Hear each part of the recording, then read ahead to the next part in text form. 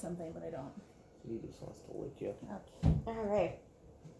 Hello. Hello. Hi. Good to meet you. My name is Jamie. Tacey. Hi. Hi, Tacey. Dan, Hi, nice to Dan. meet you. Nice to meet you. So, a couple of things I just want to start off with really quick is that I am a family, a counselor who's licensed to counsel families. And with that being said, you do have a right to confidentiality. To anything that we talk about here stays in here unless there is either a vulnerable adult that has a possibility of being harmed, or a child that might be harmed, or if either of you are talking about harming yourselves or somebody else that is a serious matter. Those would be things that a mandated reporter would have to report to the authorities. So I just want you to be mindful about the things that you share with me, because those are things that I have to uphold. Also, if I see you in public, I won't approach you. And if you wave, I'll wave back. But it would be best for both of us to keep walking. But I don't want you to feel offended or like I don't care.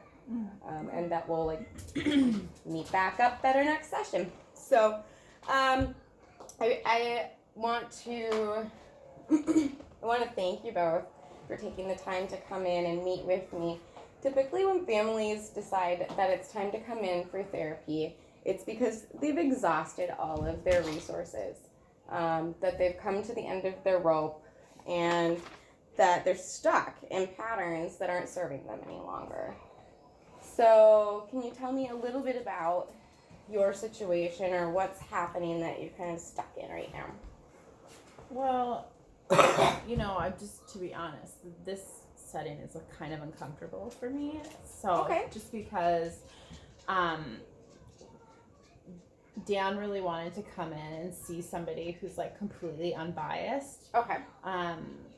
I belong to a church, the Mormon church, and he's deciding to move away from that. Okay. And usually, any therapy or counseling that would happen would take place, with one of our clergy members or somebody who's also a believer. So it's this setting is a little bit So you uncomfortable feel that for this me, may but even be in violation.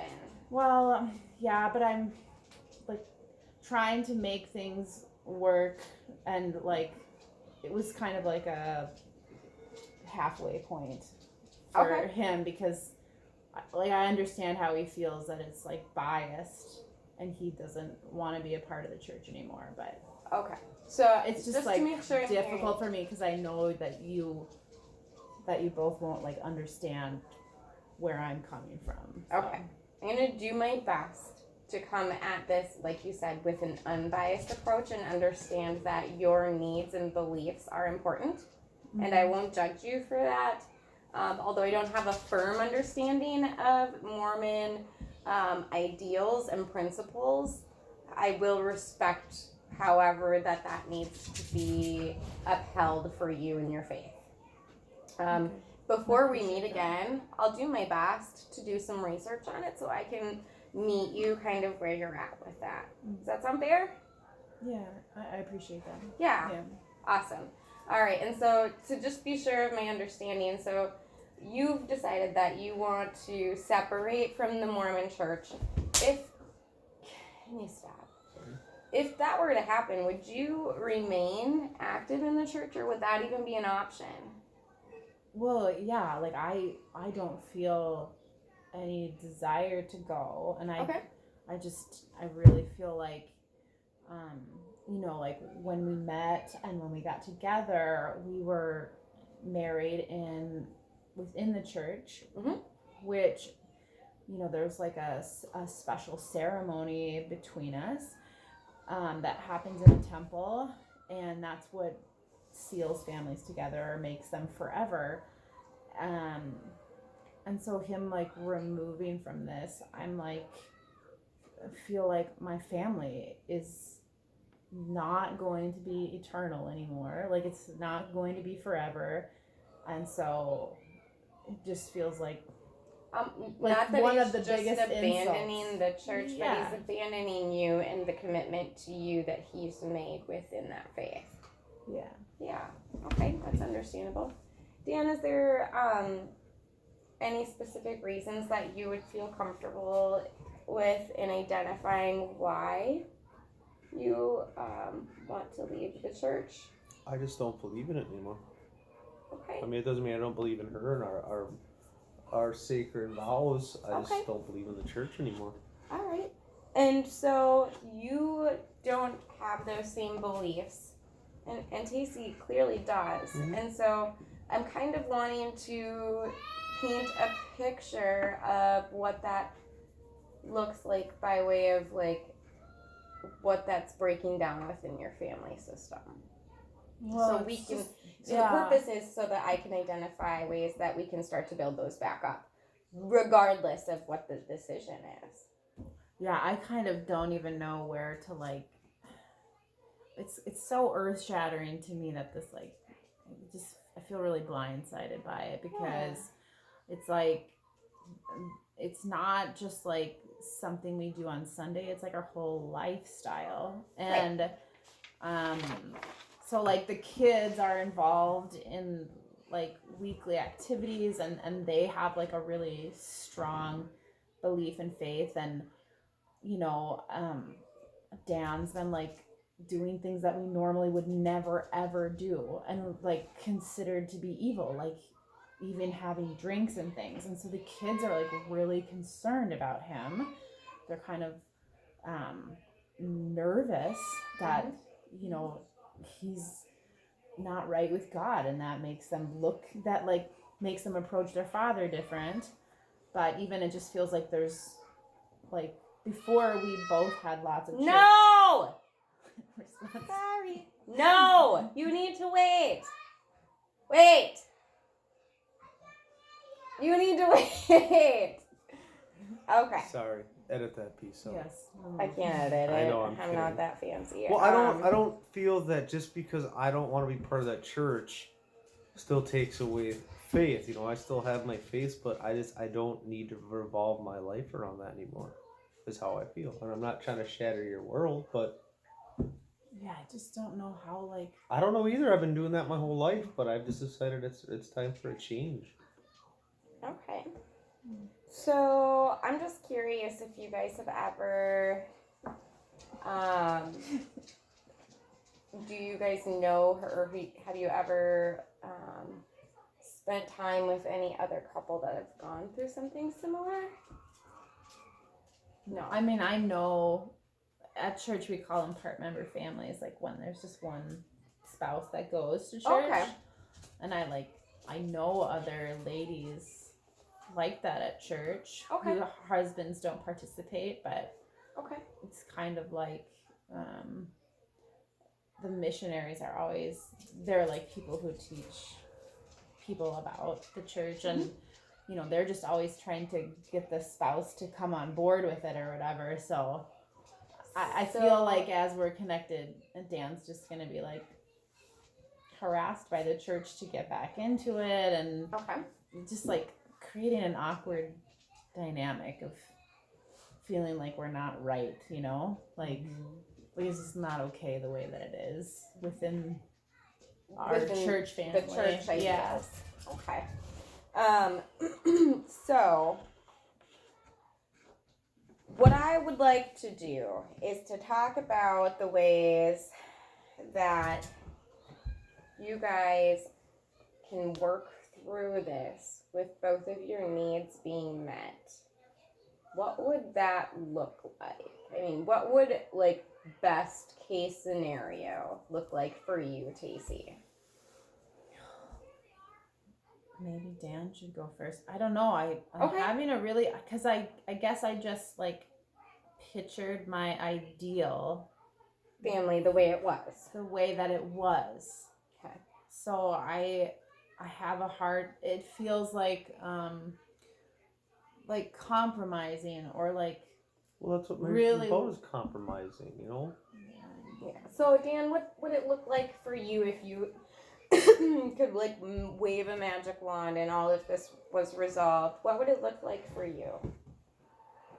She could still go and go to the church and be part of it if she wanted to. Mm-hmm. I lost my train of thought. I was just asking, what would it look like? What would your family look like? What would your relationship with your wife look like if you were to follow through with removing yourself from the church and she would continue to go? Or what would best case scenario, like magic wand, what would it look She like? would just go to church and be fine with me not going. I mean, that would be best case scenario. Okay, and so in my mind, probably not Yeah. in hers, but in my mind, that's best case scenario. all right, so this is some pretty tough stuff. Because I guess I would wonder how he would support, like, if the kids are still participating and everything. Like, I know it's already hard for him to, like, show up there or whatever, you know? Mm-hmm. But they're still involved in youth activities and things, and so it just feels like a lot to put it on me. So I guess, like, I'd still want, like, support to, like, walk the kids through it, you know? Okay, so And I don't know, I feel a little bit uncomfortable about, like, bars or things, like going out for drinks, and that stuff just makes me really uncomfortable. Well, I'm Okay. sorry, sometimes I work my butt off, and I've decided that even though we're supposed to keep pure, I believe that we should be able to have other ways to relax than worship or going to church. all right, so I want to just pause you both here for just a second, if that's okay. So what I am hearing is that we're really at this standstill, which is what brings you in today. Mhm. So you've made a huge risk in even coming here and consulting with somebody outside of your church. So I want for you to understand, and you understand what a huge risk that is for her. I do. I understand. So your boundaries that you're going to need to set with Dan, I think here moving forward, are going to be that, they sound like the boundaries are going to exist around his behavior, such as doing evil things, the things that the Mormon culture considers evil or impure. Is that accurate? Like, I'll do some research. I'll get better at the lingo. Yeah. But my ideas is that you set some firm boundaries with him. So say maybe he does remove himself from that. But what that might look like is that he doesn't go to bars to drink in a social setting because you're not comfortable with that. Mm-hmm. And he also has a role to play in helping you help the children maintain their position within the church.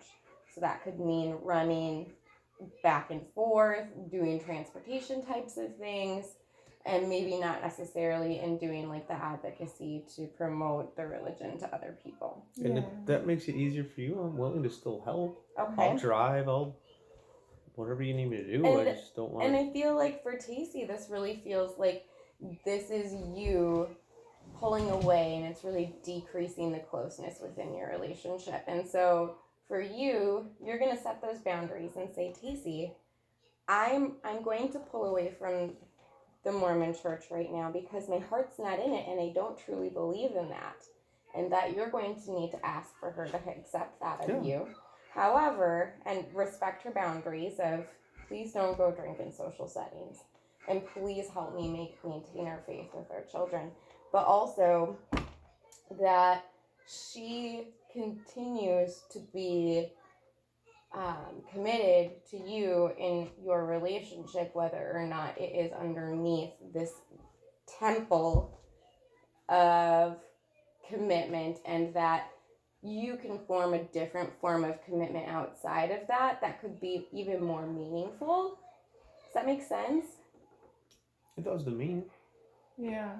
It's tough. It's hard It's a to big wrap leap. my head around it. It's a but big I leap. mean, that's why we're here. I mean, like, Mhm. we want to try to figure it out. Mm-hmm. Mm-hmm. So I think that we can't take away the importance of religion and a faith-based practice.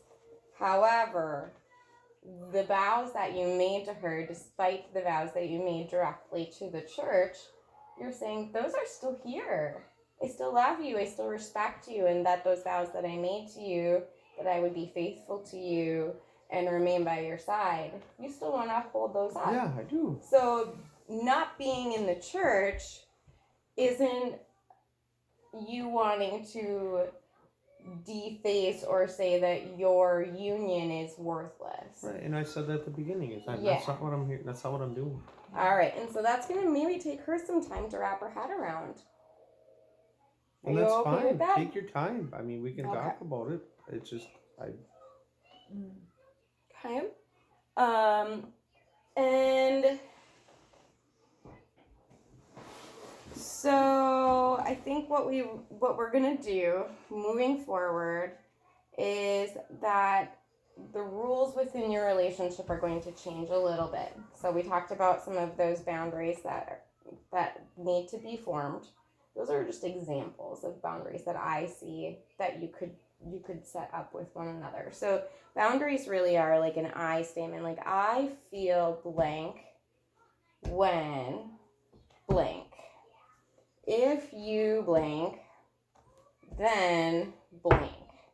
So those really need to be set mindfully and in a way that protects what you need and also helps the person give that to you.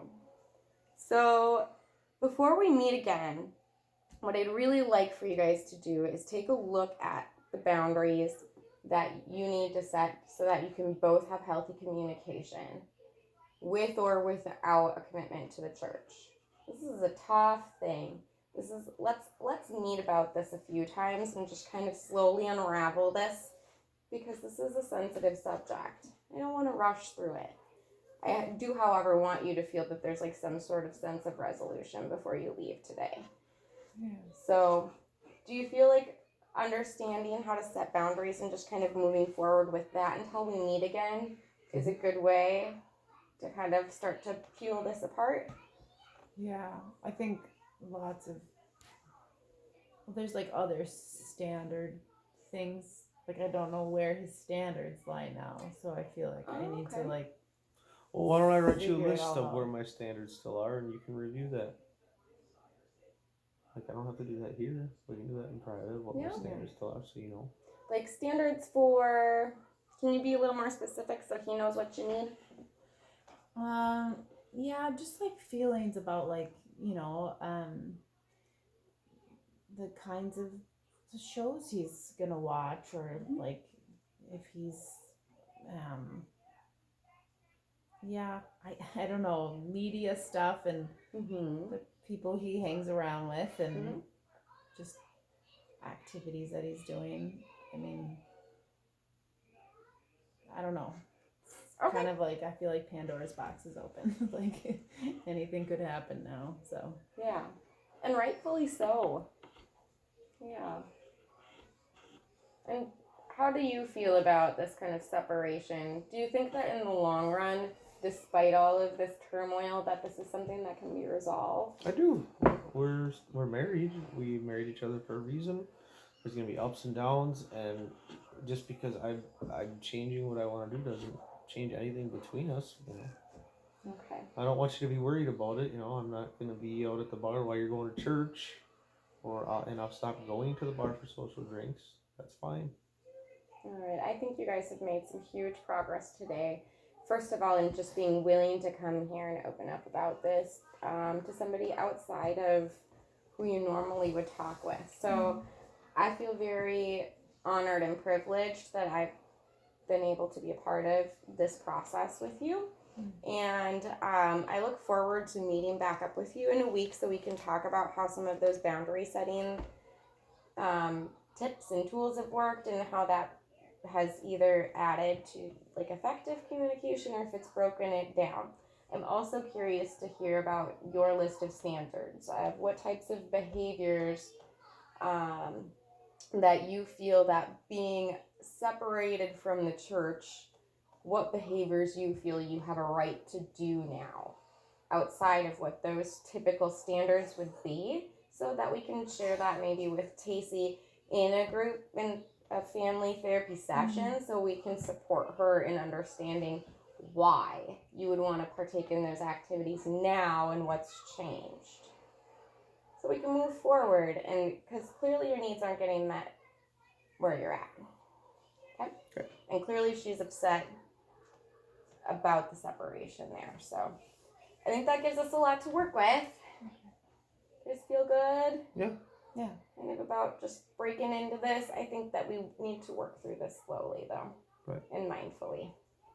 Right. I do think that there's a solution and a stronger communication outcome for the both of you, though, through this work. There will be, as long as we work together on it. All right. Thank you both for coming Thank you. in. It's been a Nice to meet pleasure. you. Nice to meet you. Mm. All right.